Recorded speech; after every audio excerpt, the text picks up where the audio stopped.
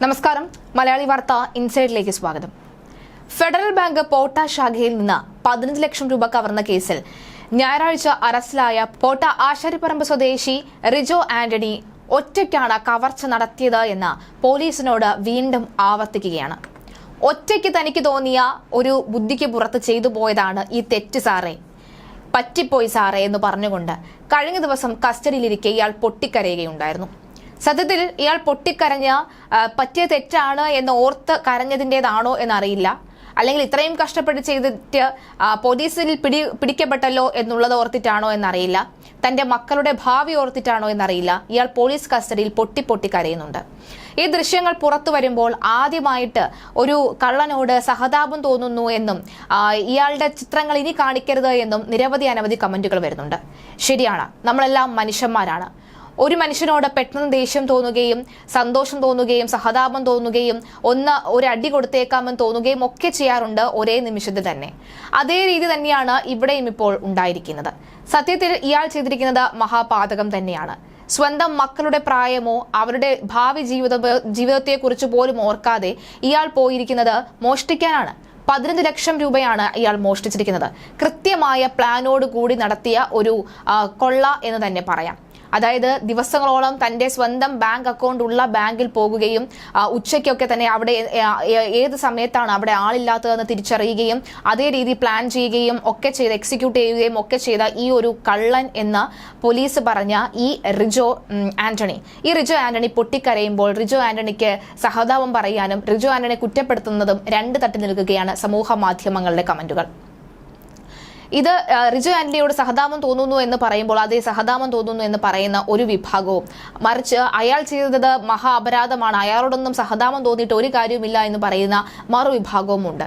എന്നിരുന്നാലും കസ്റ്റഡിയിൽ തനിക്ക് പറ്റിയ തെറ്റാണ് എന്ന് പറഞ്ഞുകൊണ്ട് പൊട്ടിക്കരയുകയാണ് റിജോ ആന്റണി. ഇന്ന് റിജോ ആന്റണിയെ വീട്ടിലെത്തി തെളിവെടുപ്പ് നടത്തും. വീട്ടിലെ സ്വന്തം മുറിയിൽ മുകളിലായുള്ള കട്ടിലിന് മുകളിലായുള്ള അലമാരയിലാണ് ഇയാൾ 10 ലക്ഷം രൂപ സൂക്ഷിച്ചു വെച്ചിരുന്നത്. തന്നെ ആരും പിടിക്കില്ല എന്ന ആത്മധൈര്യം തന്നെ ഇയാളെ അവിടെ തന്നെ ആ പണം വെക്കാനായി കരുതിയിരുന്നത് അല്ലെങ്കിൽ വെക്കാനായി ഇയാളെ എത്തിച്ചത് എന്നാണ് വ്യക്തമാകുന്നത്.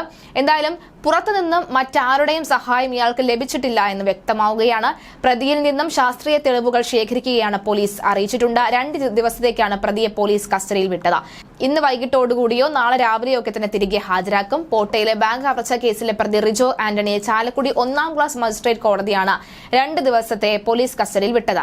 5 ദിവസം വിട്ടുതരണമെന്ന കസ്റ്റഡി അപേക്ഷ മജിസ്ട്രേറ്റ് VS സവിത അനുവദിച്ചില്ല. വ്യാഴാഴ്ച രാവിലെ 11-ന് കോടതിയിൽ ഹാജരാകണമെന്നാണ് നിർദ്ദേശിച്ചിട്ടുള്ളത്. കവർച്ചയ്ക്കും തുടർന്നുള്ള രക്ഷപ്പെടലിനും മറ്റാരുടെയെങ്കിലും സഹായം ലഭിച്ചിട്ടുണ്ടോ എന്നും പോലീസ് അന്വേഷിക്കുന്നുണ്ട്. ഇന്ന് പ്രതിയെ പോട്ടയിലെ വീട്ടിലെത്തിച്ച് വീണ്ടും തെളിവെടുപ്പ് നടത്തും. ഞായറാഴ്ച രാത്രിയാണ് റിജോയെ പോട്ട ആശാരിപ്പറമ്പിലെ വീട്ടിൽ നിന്ന് പിടികൂടിയത്. പ്രതി മുൻപ് കുറ്റകൃത്യങ്ങൾ നടത്തിയിട്ടുണ്ടോ എന്ന് പോലീസ് അന്വേഷിച്ചുവെങ്കിലും അത് സംബന്ധിച്ച വിവരങ്ങളൊന്നും തന്നെ ലഭിച്ചിട്ടില്ല. നേരത്തെ മേലൂരിൽ താമസിച്ചിരുന്ന റിജോ 2 വർഷം മുൻപാണ് ആശാരിപ്പറമ്പിൽ വീട് വാങ്ങിയത്.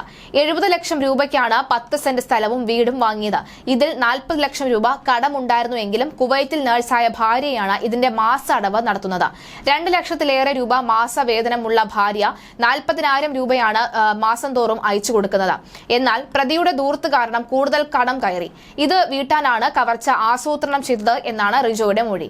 അതേസമയം ജീവനക്കാരുടെ ഫോണുകളും ഇപ്പോൾ കസ്റ്റഡിയിൽ എടുത്തിട്ടുണ്ട്. ഈ പോട്ട ശാഖയിലെ ജീവനക്കാരുടെ ഫോണുകൾ സംഭവം നടന്ന ദിവസം തന്നെ പോലീസ് കസ്റ്റഡിയിൽ വാങ്ങിയെങ്കിലും പ്രതി അറസ്റ്റിലായ ദിവസങ്ങൾ കഴിഞ്ഞിട്ടും അവ തിരികെ നൽകിയിട്ടില്ല. നടപടികൾ പൂർത്തിയാകാത്തതിനാലാണ് തിരികെ നൽകാത്തത് എന്നാണ് അന്വേഷണ ഉദ്യോഗസ്ഥർ പറയുന്നത്. പ്രതിക്ക് ബാങ്ക് ജീവനക്കാരുടെ സഹായം ലഭിച്ചോ എന്ന് ആദ്യം സംശയിച്ച പോലീസ് അക്കാര്യവും അന്വേഷിച്ചുവെങ്കിലും അതിന് സാധ്യതയില്ല എന്നാണ് ഇതുവരെ ലഭിച്ച വിവരം.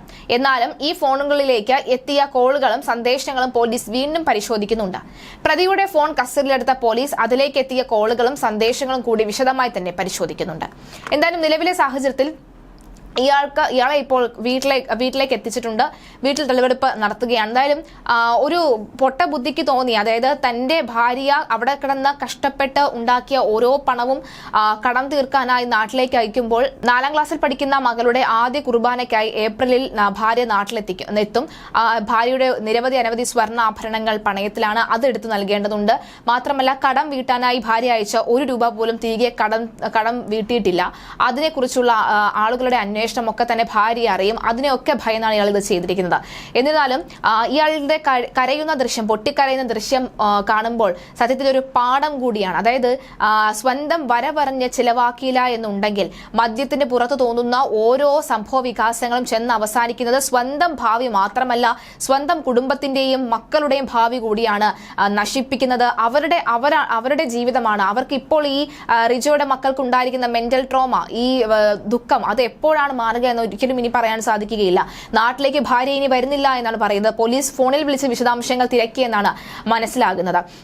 എന്തായാലും 2 ലക്ഷത്തിലധികം രൂപ ശമ്പളമുള്ള ഭാര്യ 40,000 രൂപ എല്ലാ മാസവും വീട്ടിലേക്ക് അയച്ചു കൊടുക്കുന്നുണ്ട്. മാത്രമല്ല സത്യത്തിൽ ഇയാൾക്ക് കടം കൊടുക്കുന്നത് ഈ റിജോയുടെ മുഖം നോക്കിയിട്ടല്ല, മറിച്ച് ഈ ഭാര്യ ഗൾഫിൽ കിടന്ന് കഷ്ടപ്പെടുന്നുണ്ട്. ഭാര്യ എത്ര കടമായാലും അവർ വീട്ടിക്കൊള്ളും എന്ന വിശ്വാസത്തിലാണ് കടം കൊടുക്കുന്നവർ പോലും ഇയാൾക്ക് പൈസ നൽകിയിരുന്നത്. എന്തായാലും വെൽ പ്ലാൻഡർ നടത്തിയ ഈ ഒരു ആസൂത്രണത്തിൽ പെട്ടുപോയിരിക്കുക തന്നെയാണ്. ഇതൊരു പാഠം കൂടിയാണ്. വരവറിയാതെ ചിലവ് നടത്തിയതിനു ശേഷം, ഇത്തരത്തിൽ കയ്യും കാലിട്ട് അടിച്ചതിന് ശേഷം ബാങ്ക് മോഷ്ടിച്ചെങ്കിലും ആ കടം തീർക്കാം, അല്ലെങ്കിൽ അവനെ കൊന്ന് അല്ലെങ്കിൽ ഇവനെ കൊന്നിട്ടെങ്കിലും കടം വീട്ടാം എന്നൊക്കെ തന്നെ തമാശെങ്കിലും പറയുന്നവർ ഇതൊന്ന് ശ്രദ്ധിക്കുക. ഒരു പക്ഷേ നിങ്ങളറിയാതെ നിങ്ങൾ തന്നെ ഇതിനൊക്കെ തന്നെ ഈ ഒരു പ്രവൃത്തിയൊക്കെ ചെയ്യാനുള്ള സാധ്യത കൂടുതലാണ് എന്നാണ് ഓർക്കേണ്ട കാര്യം. എന്തായാലും റിജോ ആന്റണിയെ ഇന്ന് വീട്ടിലെത്തിച്ച് തെളിവെടുപ്പ് നടത്തും. അതിനുശേഷം നാളെ മജിസ്ട്രേറ്റ് കോടതിയിൽ വീണ്ടും ഹാജരാക്കും. തുടർ നടപടികൾ നടക്കും. എന്തായാലും റിജോ വിചാരിച്ച പോലെ കാര്യങ്ങൾ നടന്നിട്ടില്ല എന്ന് വ്യക്തമാവുകയാണ്.